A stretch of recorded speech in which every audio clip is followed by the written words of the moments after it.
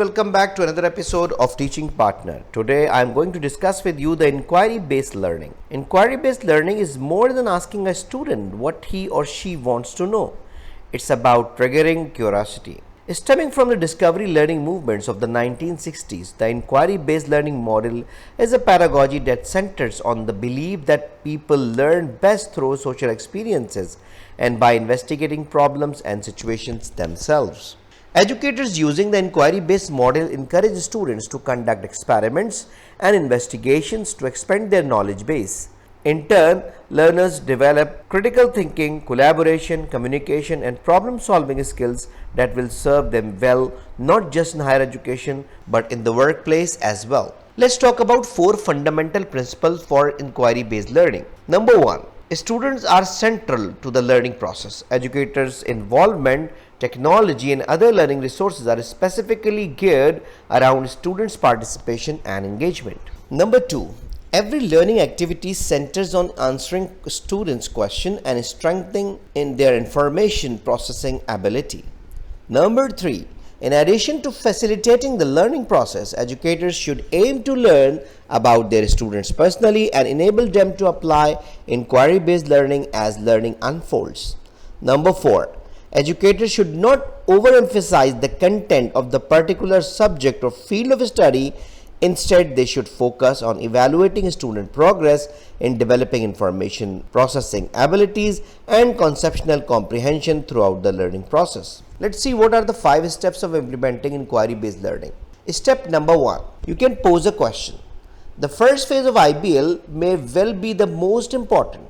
It encourages students' engagement by asking learners to formulate the question they will be exploring and to assess their initial understanding of those questions. Step number 2. In the second phase of IBL, students begin to conduct research and collect data from a variety of reliable and authoritative sources. Step number 3. Interpret the data. After all the research is completed, including data collection and hypothesis testing, students critically analyze and interpret all the information they have collected as a form of experimental learning. Step number 4. Once students have drawn conclusions from their explorations, it's time to organize their findings and conceptual understanding in writing or other formats to present them to others. Final step is evaluate students' learning. After the study and research of the initial question have been completed and shared, in this phase it is not the new knowledge of a given topic itself students examine. Instead, students evaluate the effectiveness of their process in achieving their learning objectives. Finally, let's see the 4 forms of inquiry-based learning with example. Form number 1. Confirmation inquiry.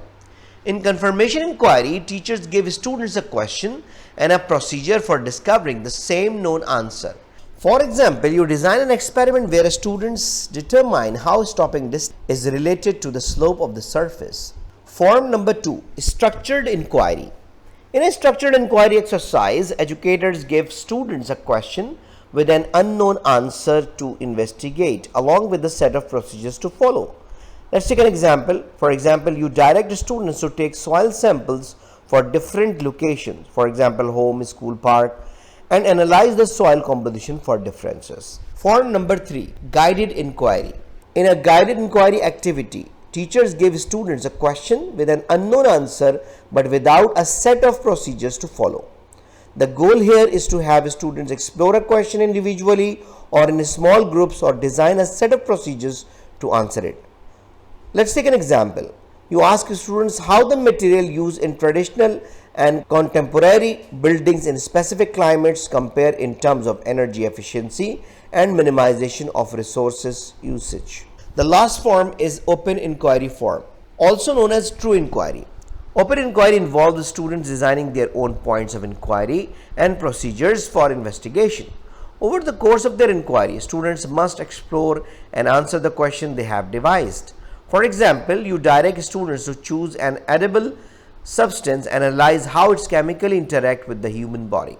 So that's all for today. I hope you enjoyed the video. I hope you learned something new from it also. So don't hesitate to write an email if you have any question, query, confusion, comments, or even training is required. Thank you very much for your listening. Take care of yourself. See you in the next video. Goodbye.